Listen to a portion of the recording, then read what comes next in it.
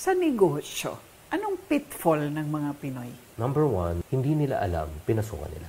Nagnegosyo na, pero hindi nag-aral. Trial and error. So ano nangyari? Yung chances mo to succeed is less. Number two, ang mindset ng Pinoy, wala kasi akong puhunan. Without them knowing, yung sa Chinese way of thinking, hindi pera ang problema sa pagnenegosyo. Anong problema? Ang problema kung may alam ka sa pagnenegosyo. Even you have all the money in the world, pero pag wala kang alam, mauubos yan. Kahit wala kang kapera-pera, pero pag may alam ka, magkakapera ka muli. And a perfect example, I started everything na wala akong puhunan. Nagbenta akong Hanes t-shirt. Siyempre, yung mga kaibigan ko, hindi pumupunta ng Divisoria. Yucks, Divisoria, paputek.